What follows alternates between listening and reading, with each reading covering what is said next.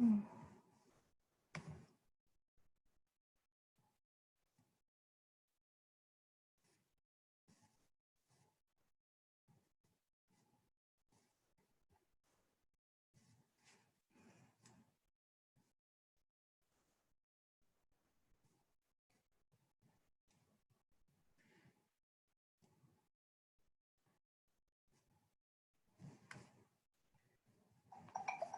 Yes.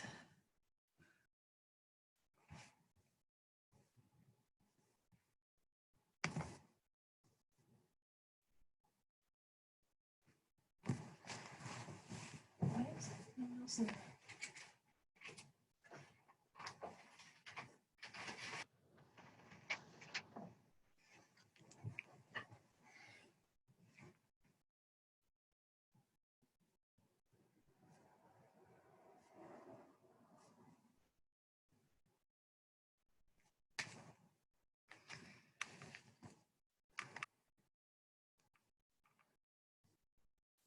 I missed a phone call?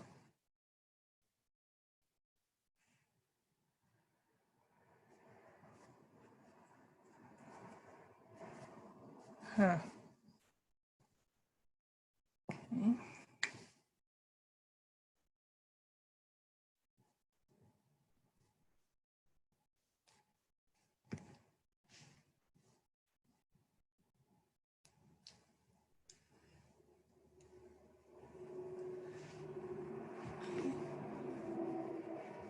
Slightly concerned.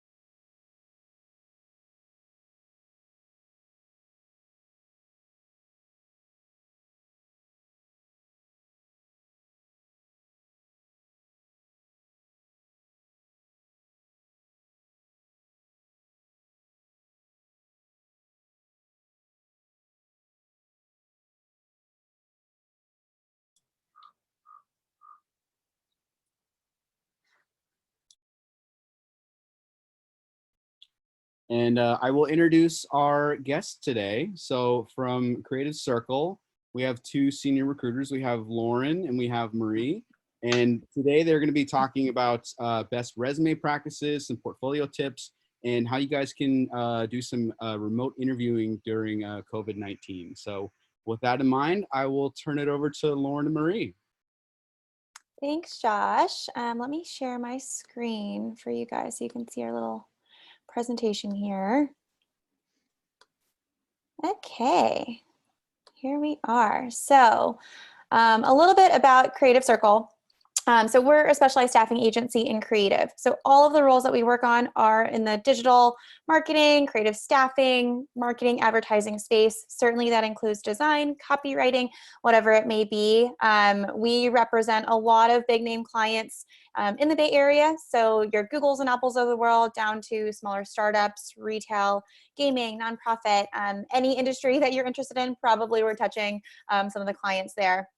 The majority of our roles do tend to be contract or freelance, but we do see a fair amount of full-time direct hire opportunities as well. So we see a lot of resumes, we work with a lot of candidates, we work with a lot of clients. So we have a lot of good insight coming to you. This is us. Lauren, do you want to introduce yourself? Thank you, everyone, and thanks for having us. My name is Lauren Christensen. I'm a senior recruiter at Creative Circle, and I've been there for 7 years. I've worked in markets including Los Angeles and now specifically in San Francisco, also assisting Portland. So my background was prior to joining Creative Circle as a recruiter, I was in advertising, working for advertising agencies such as BBDO and Saatchi, where I worked on the account side. And then I also worked in a marketing department for a medical device team. So it's been really great to always be surrounded by creative folks throughout my career. And it's really exciting to help place creative folks on creative job opportunities. And then I'm Marie. I'm also a senior recruiter, primarily representing the San Francisco office, but also New York and then Portland as well. Have been here for 3 years. And then in my prior life, I worked in social media marketing at an agency also. So touched on a bunch of different clients, and that was in Los Angeles. So it is really nice to work with creatives, both like day in and day out, coming from the creative field. So we're super excited to get to know you guys a little bit more. So today, as Josh had mentioned, we're going to go over resume tips for creatives, also portfolio tips, and then uniquely interviewing during COVID-19. So all those remote job interviews, instead of going into the office and making a face-to-face impression in person. So we'll go over all that. And then if you have any questions, please type them into the chat. We'll have time for sure. Josh will read some of your questions out loud, and we'll be able to answer them at the end. So please, feel free to incorporate them in there. So we're ready to get started, and thanks again for joining us. Cool. So resume tips, you can't really see it. So we're going to bring you to a different link here, but and we'll send you guys this also so that you can access this. It is on our website, but it is a really great walkthrough of the best ways to format your resume, especially in this type of market. So want to just go over some of the basics here. Some interesting stats. 76% of resumes are disregarded due to an unprofessional email address. So we do recommend using just a simple name. I know that when I was, like 15, maybe my email address was like bitsofglitz@aol.com. Definitely keep it more simple and professional. 88% of resumes are disregarded due to a photo on their resume. 78% of resumes submitted are misleading, and then 68% of employers will find you on Facebook, and then 93% of recruiters are likely to look at a candidate's social media profile, including their LinkedIn. You really do have only 10 seconds to impress. We do spend an average of 5 to 7 seconds reviewing your resume before taking next steps with a candidate. We see a bunch of resumes every day. So the ease of looking at a resume, understanding exactly what you're doing, what your background is, your experience, it really is key. Let's see, I'm gonna skip over a few of this stuff. So hierarchy. Yeah. Sorry. So first of all, hierarchy, know the flow. So trim the fat, make it easy to skim. When we're perusing resumes, we really want to see career highlight, professional profile sections, current employer. Spoiler alert, we only look at the company title and how long you've been there as our first pass. We'll also look at previous employers, and same thing, look at how long you've been there, dates of employment, and then finally education. Once we do that first kind of look through, then we do like to take a pass at, the bullet points, making sure that they're clear, concise. And we also really love metrics. This is more so for our marketing candidates, but any like KPIs, data points, anything about engagement rates are super impressive. Even for design too, if you want to talk about the number of blog posts that you've designed in 1 week, something super impressive, or how much ROI your design brought. Those are really important there. Tell us your story. So we want to get a sense of who you are, what you've accomplished. So while we say trim the fat, that doesn't mean to trim it down to bare bones nothing. Definitely brag on yourself. This is your time to shine, and it's okay. I know that I'm a little weird about bragging about myself. So if you can do it on paper and do it through your words, that's even better. Number 3, customize it. So don't be afraid to do, whatever designs you can to make yourself look different. You also have like a line up top about what makes you unique compared to other candidates in the job market. Let's see what else. The power of the PDF. So we do see a good amount of PDF files as well as Word. Honestly, the preference is going to be PDF. It just looks a lot cleaner. It does have a little bit more of that pizzazz and design style too when you're formatting. And then be consistent. There are many times where I've seen resumes where the bullet points are a little off from the first year of experience compared to the second. So make sure that your lines and margins are all consistent there. And then make it pop. So any numbers and symbols have a tremendous visual impact. I know in my previous resume, I would do like a little home icon for like my address, and then like the LinkedIn icon for your LinkedIn. So feel free to use some of those icons there. And then remember that you are your own brand. Being a designer, being a marketing person, what do you want your brand to say? So let that reflect in your resume as well. So these are some must-haves of what to include, and I think we kind of touched on some of these, but for the most part, it would be your contact information. It's really tough to see your resume and be interested in a candidate and then not know how to contact them, and maybe I have to Google search them and figure out where I can, even just message them. So make sure that that is up top. Professional experience is going to be really important as well. I know for recent grads, you may not have as much of this, but even internship experience or any freelance gigs, definitely include that in the top portion. And then below, include your educational background, especially if you have a master's, certainly bachelor's degree, any prestigious, companies or universities, that type of thing. Any training or certificates, achievements and or awards, so Addies or Webbies, your online portfolio or website link, and then software proficiency. This is one that I feel like people do leave out, but it is really important to include things like Photoshop, Illustrator, InDesign, Google Analytics, any of those things that you are proficient in, just because that is largely what we're measuring against. A client is typically going to come to us asking for certain software proficiencies, and we want to be able to see that in your resume. So that's pretty much, I'll let you guys kind of go through the rest of this on your own, but that was pretty high level resume guide things, but feel free to pop in any questions into the chat and we can answer them at the end. Elsie, do you want to go over your portfolio? Yes, I'm excited. So we can talk about portfolios, which I'm sure many of you already have. We just wanted to share the best practices for this. So having a digital portfolio is a must, and just make sure that it's mobile responsive, because so many of us recruiters or potential clients are looking at your portfolio on their mobile device as well. So make sure it's both digital and mobile responsive. And then again, please just make sure that when you include the link to your portfolio on your resume, it's working, so that once you're done crafting a great resume from the tips that Marie have shared, that the link is clickable so that it goes straight to your work so that everyone can see how amazing you are. So just some stats is that 85% of adults think that a mobile website should be just as good, if not better, than the desktop version. So please remember, I'm sure you feel the same way about websites you've gone to that didn't look great on your cell phone, that your portfolio should look great on a cell phone too.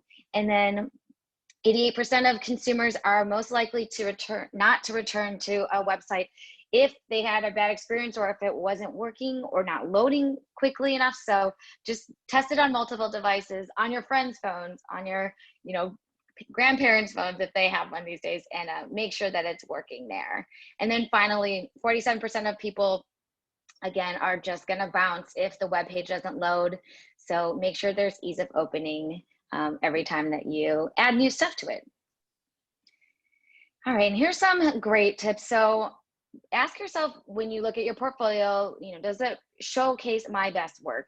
And we really wanted to also have your most recent work as well. I always use this analogy, which is if someone was to give you a gallery space and they said, okay, we want you to frame, matte, and light with your own money, your best work, go.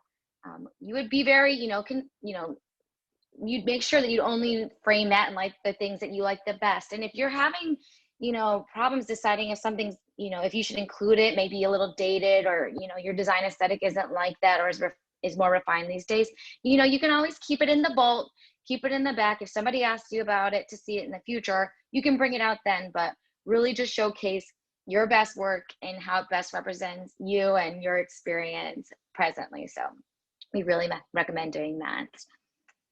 And then, like I said, just keeping things up to date, and you can always sunset things out that maybe doesn't showcase what you're designing like these days. So yes, this is just a visual about how mobile is the way that so many people are looking at your portfolio. And then I think on the next slide, we can go to how to organize this digital portfolio. So if you keep scrolling, there's something about organizing by medium or brand. So we really want you to organize either by brand. So let's say you're more mid-level or senior designer, and you've now designed for Experian, and then you also designed for Facebook, and then you also did a project for NetSuite.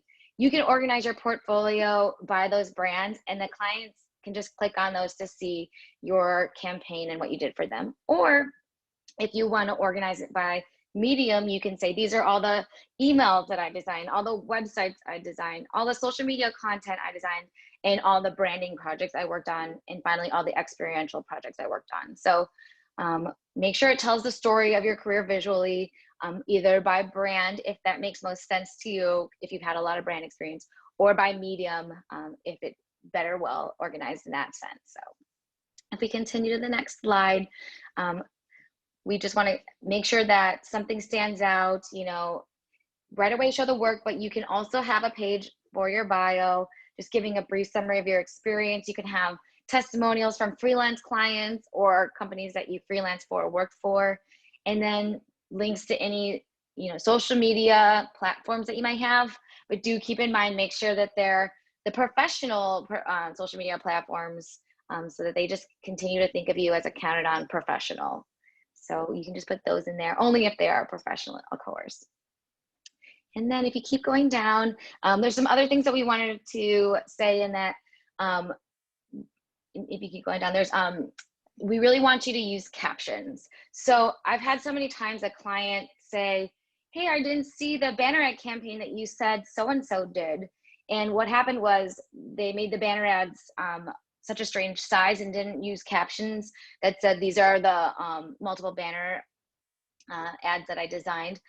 So the client thought that they hadn't done that. And that was too bad, because then they got skipped on something that they should have given themselves credit for. So we do say captions are your friends. So whether you're organizing your projects by medium or by brand, please do put in, this is the social media campaign. These are the Snapchat videos that we did. This was the YouTube video that we did. And then this is the influencer partnership that we did. So always remember, captions are your friends. And then another thing we did want to include is for those of you junior folks, if you have not yet had an experience, but you want to attract an experience in UI design, for instance, pick out your favorite brand. So let's say your favorite brand is Patagonia. What you can do is make a section that says Patagonia concepts using that captions as your friends, technique, and go ahead and mock up some Patagonia UI concepts. You can say, these are the concepts for a mobile app campaign or mobile app layout. And then that way the client will say, oh, is that person lying about having worked at Patagonia? No, I don't see on their resume. If they see the word concepts, they'll say, wow, that person is just so creative that they're just creating concepts here and there because they're, they can't stop being creative. So I'm going to give them a call and call them back about work. So that's a great tip for junior candidates. And then if we have more senior level designers, we just wanted to say, we call you the varsity squad. Please keep things that are from the last 5 years in your portfolio, and then you can just have in the vault if the client needs, things that from the past that maybe you don't want to showcase right away, but you can always reach out and share them if the client was specifically looking for one specific example. So your portfolio should showcase your expertise as a senior level candidate and your most recent work. So those are the best tips. And if you have questions, pop them in the Q&A and we'll be sure to get to them at the end. And then we quickly wanted to go over remote interview tips because nothing happens in person anymore.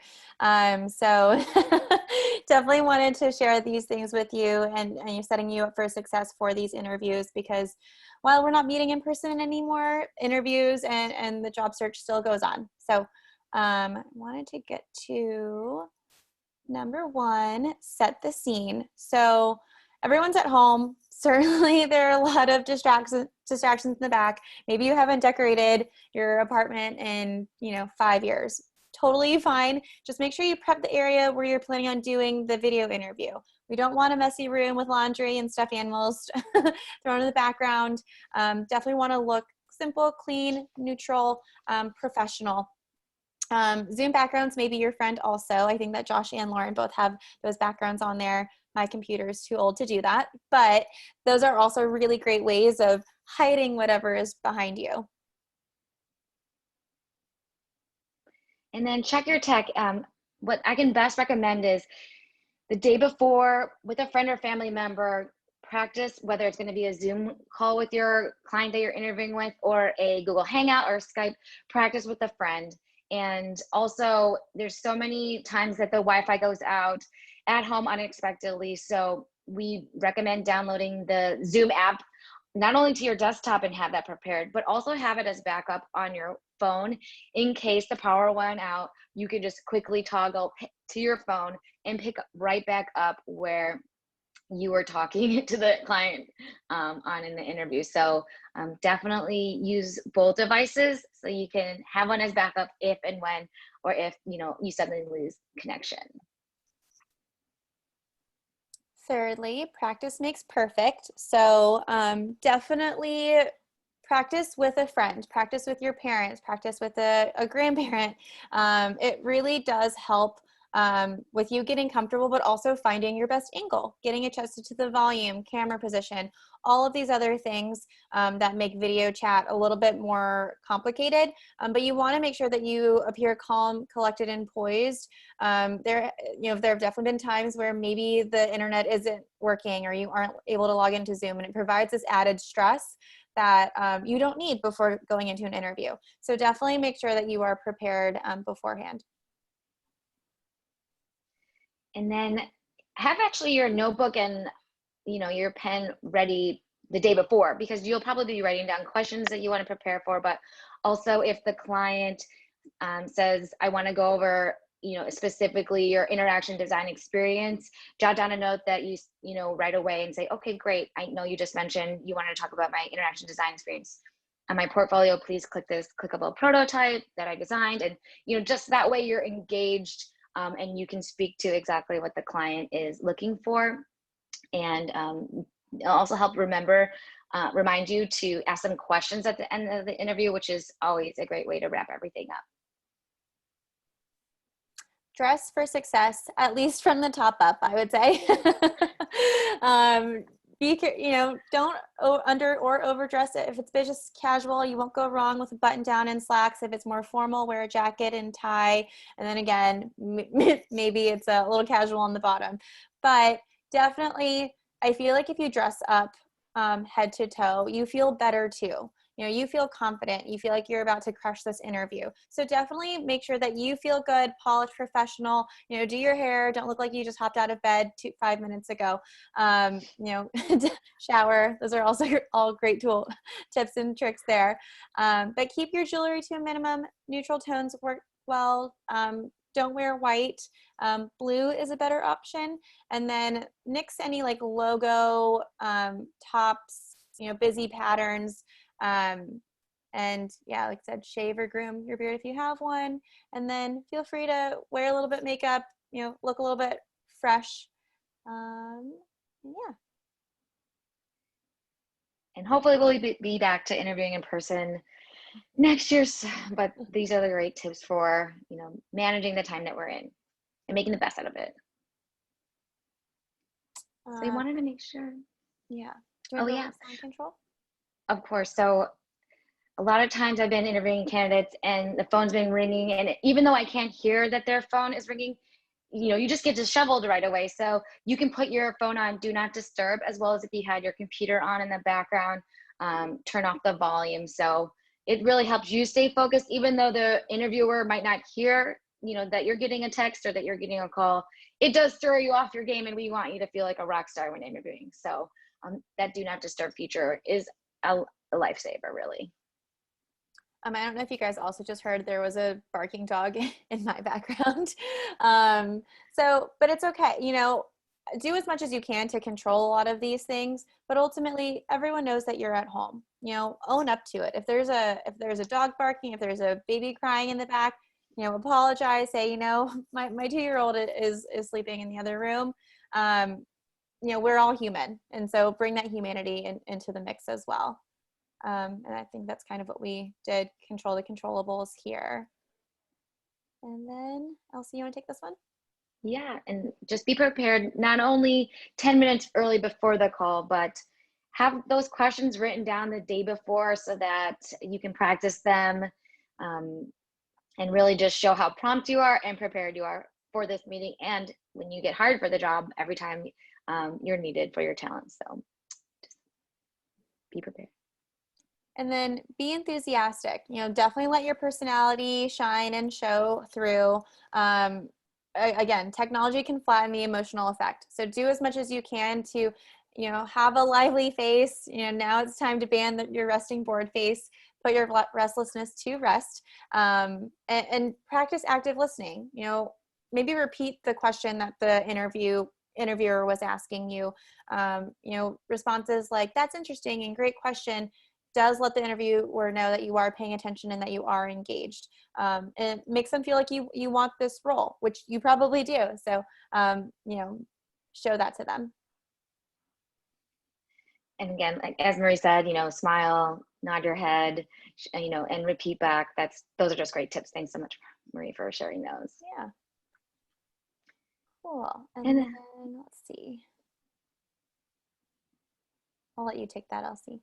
Thank you. Yes, and be sure, but before you end the interview, if they said, "Hey, we wanted to see additional samples of your banner ad animations," jot that down. That's why you had your paper and pen nearby, and repeat that you'll be sharing them via email. Get their email address so that you can share those additional samples, and say you're looking forward to next steps. Would they be with the creative director or another person on your team? And if so, say you're available to do that.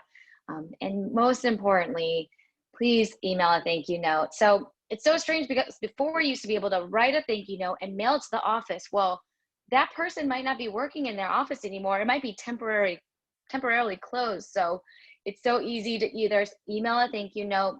And there's also a lot of online services for like e-delivery of thank you notes. So you could also do one of those. They have fun animations sometimes too, if you wanted to go above and beyond or design your own. So please send a digital thank you note, and one day we'll get back to handwritten notes because Yeah, a lot of people just aren't in the office to get them. So we wouldn't want them to think that you didn't thank them for your time and you weren't appreciative, because I'm sure you are. So. Awesome. So now we have quite a bit of time for Q&A. So let's see what we have in here. All right, we have a few questions ready to go for you guys. So I'll read them out and then you guys can go with them. So this one from Marie, what is the main reason that we need to prepare a PDF version of the portfolio? If we haven't started working on the portfolio, should we focus on a website portfolio or the PDF portfolio? Great question. So I don't know if there was like miscommunication there. So definitely want PDF version of your resume and maybe of your portfolio. I think definitely focusing on the website portfolio would come first. It's just a lot easier to shoot off a link to someone. Whenever I see a PDF portfolio, it's typically if it's like a really long case study that someone doesn't want to include on their website, or if it's stuff that is like under NDA.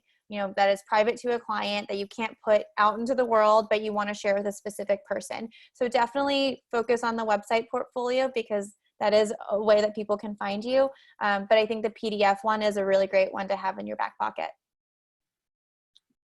All right, and then we have one for Lauren. Regarding the resume layout, I found there are different layouts between different fields like design or business. Do you recommend a specific layout for the design field? We are really impressed by the creative resumes that are more designed for creative folks. But if you're a marketing social media manager, you maybe don't use the Adobe Creative Suite or haven't been trained formally in that, that would be fine to find like a Microsoft Word or a more business laid out resume. So depending on what your career specialty is, we do recommend having those clean designed resumes for the designers. And then it's fine to just do like a Microsoft Word version for the marketers.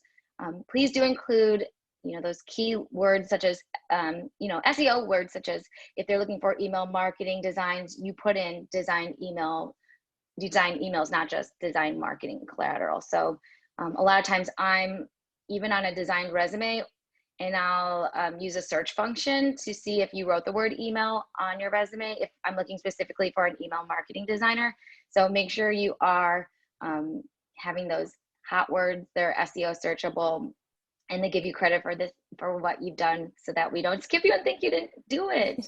So thanks so much. No, that's a great point, Elsie. I feel like oftentimes you can put the general marketing collateral, but it really is about the specific deliverable. Again, whenever we get clients reaching out to us, they may be specific. They're going to say, hey, we're looking for someone who has presentation design experience or banner ads and email. So those, while it is so simple and it can be bucketed into marketing collateral, listing those out it is super helpful for recruiters and for hiring managers.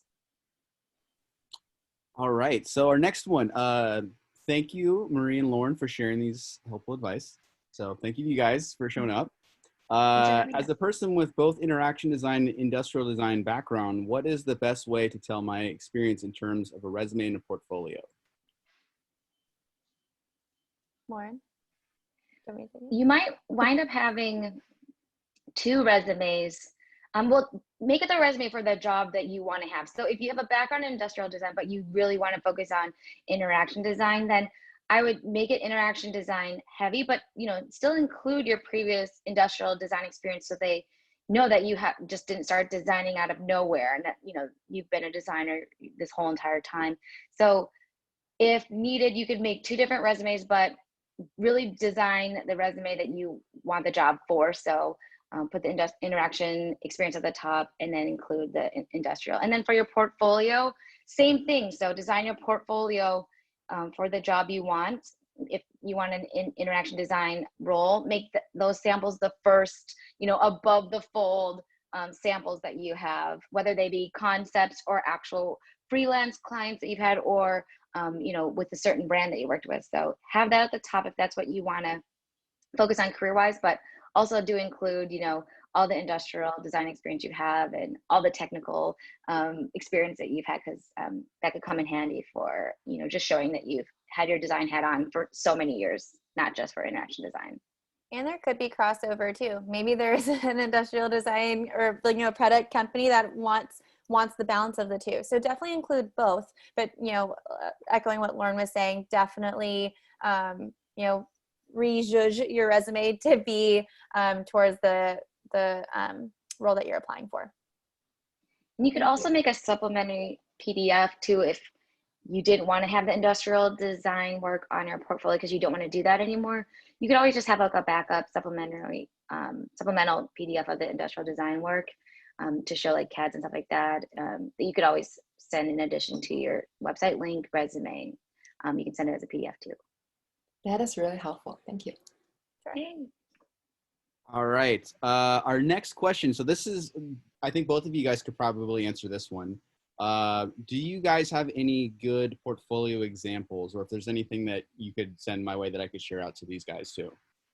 Yeah, we'll pull something together and send over to you. And we can maybe, if it's helpful, if you guys want to tell us, what types of portfolios, because sometimes it differs, right? If it's graphic design versus interaction design versus UI UX versus product. So we can pull a bunch of different ones. So if you want to send us a list, Josh, we can send some over to you. Great. Okay. So again, this is probably one for both of you guys too. What is the hiring process in Creative Circle? How do we connect with you guys? And are students or alumni able to send you guys their resumes? Yeah, so essentially, feel free to send us your resumes. Again, Josh, if you want to compile those and send them over to us, Lauren and I can tackle them together. But happy to connect with you guys individually and get a feel for some of the roles that you are looking for, and happy to provide some resume tips. That is what we're here for. Outside of just the sharing job opportunities with you from our clients, we are happy to provide any other insight that we can when it comes to that. But essentially, hiring process within Creative Circle is really just making the introduction to us and getting you registered in with our system so that you are available for us when we have an opportunity that may be a fit for you. We're always free to use. So a lot of people don't know that. They think, oh, does it cost something to join Creative Circle? And no, you just, we meet with you virtually, get your resume and updated portfolio links and samples. And then I'm sure there'll be a job that we think of for you. We can just run it by you to get your yes or no blessing. And if we get your blessing, submit you to try to get you that coveted interview with the client who had came to us needing help, overwhelmed with thousands of LinkedIn inbox messages that they don't have time to go through. That's where Creative Circle comes in, and we say, hey, we actually know somebody who'd be a great fit for this. What do you think of this person that we met? And that's how the interview process goes. All right. So we got one more that just popped up. I was going to open it up to if people want to unmute themselves, but so the question is, I graduate in May 2020.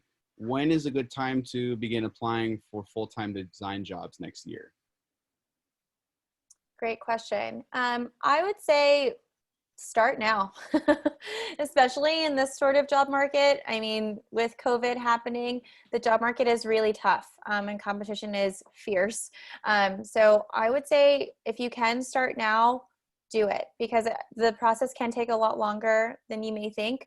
I will say that the majority of the roles that we do see are more immediate needs. Maybe they are starts next month, starts today. So we see some of those sometimes too, but I think it's important to just keep the pipeline going and keep that interviewing practice. It's okay if you don't get the role the first time around, but hopefully you pull something from that interview or that interview process that will help you for the next one.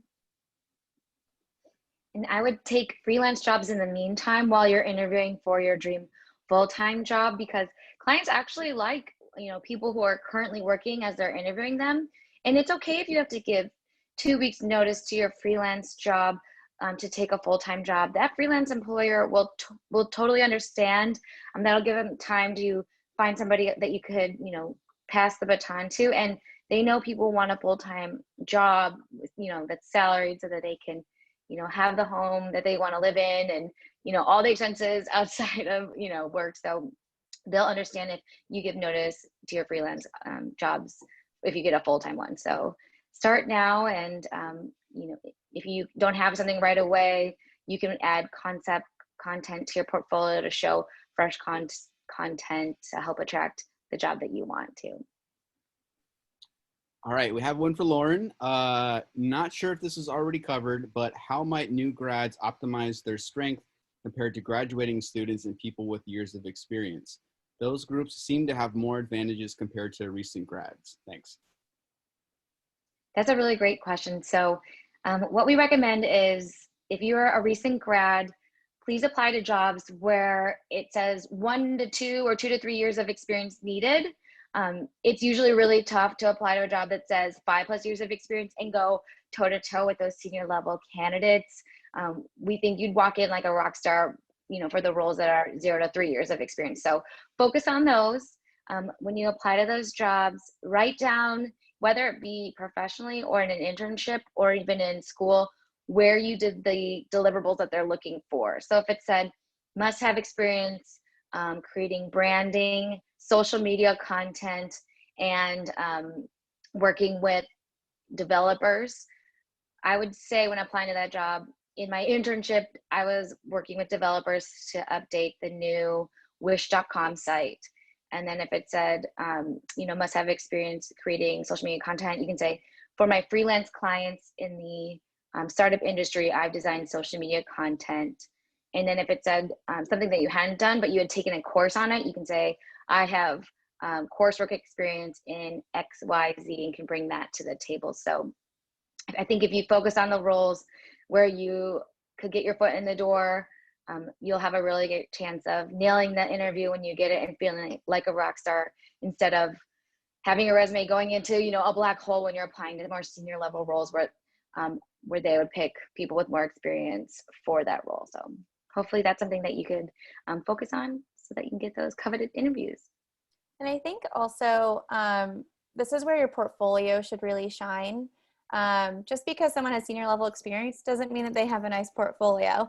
And so this is your opportunity to be like, hey, I'm a fresh grad, but look at all of these new perspectives that I can bring to your brand.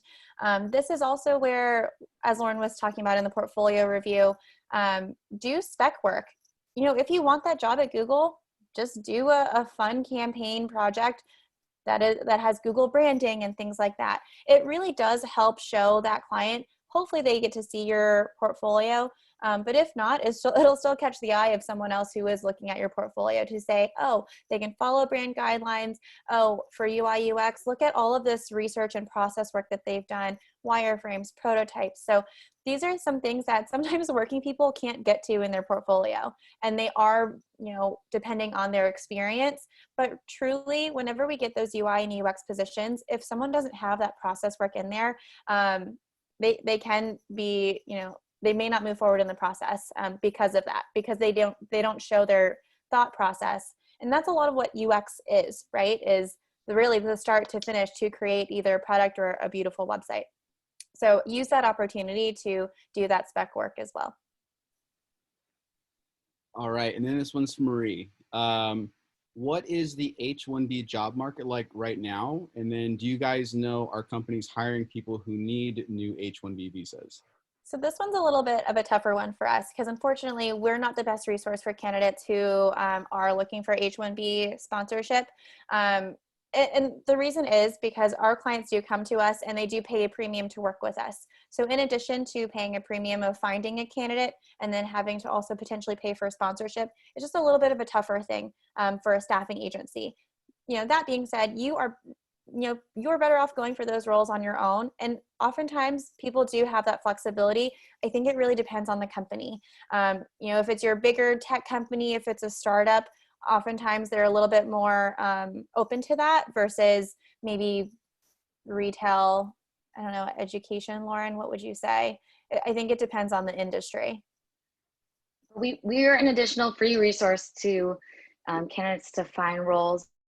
And while we aren't the best resource for H-1B roles, still we encourage anyone, no matter what their visa status, to still be going out there on your own and looking on LinkedIn, even maybe Googling staffing agencies that might be able to do H-1B. Right. I just know we're not certified to do that, but I'm sure if there's some people that would want to help. So we really encourage you using multiple resources to find a job, and multiple staffing agencies too. Yeah. Okay, we got another one just came in from Marie. Oh, thank you to both of you guys again. For Marie, just a follow-up to my previous question, I have applied to over 140 positions this year with a decent resume, 3+ internship experiences and multiple major experiences, but I have never received any interviews. Would that be the problem of my resume or the portfolio? So I'd be interested in seeing your resume and portfolio so that we can, figure out maybe where we're missing the mark here. It might also be dependent on some of the roles that you are applying for. Like Lauren said, you'll probably be a stronger candidate for those 0 to 3 years of experience type of opportunities. But if you're applying for the senior level ones, again, the competition's a little bit against you there. So I think there are a lot of factors when it comes to the application process, and we get it. It's a tough market, and it's exhausting to always to keep applying and applying and applying.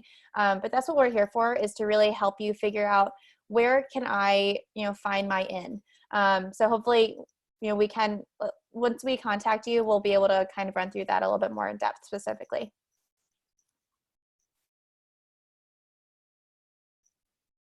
I think those are all the questions that are in there right now. If you guys have more, feel free to drop them in. But at this point, we can let you guys turn off or turn on your microphones. And if you guys want to ask them questions, feel free to. Don't all do it at once, though.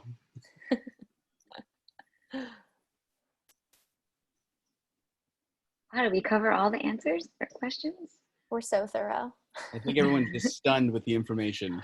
So it's a lot, and we'll share the links to the portfolio guide so you can reference that, as well as the link to the resume guide and interviewing during COVID article too. So they're always there to reference, but we're excited that for this group, we can take a look at your resumes and portfolios and, help see if we could be a resource to you or provide any tips to refining your interviewing and applying process.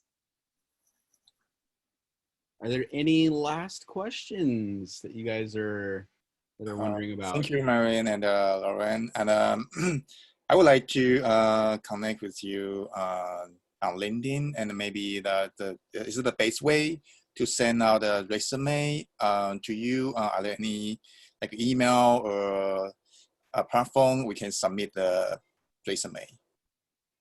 How do you want to do that, Josh? And this is me assuming that maybe other people want to share their information with us. It's totally cool with me. Like, if you guys want to email me after this is over with and say you'd like me to share out your resume to Marie and Lauren, I can certainly do that.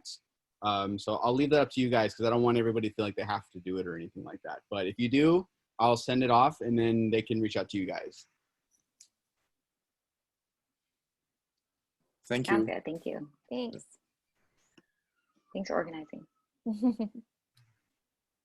Any other questions? Don't hold back. I think that dog had one. Yep.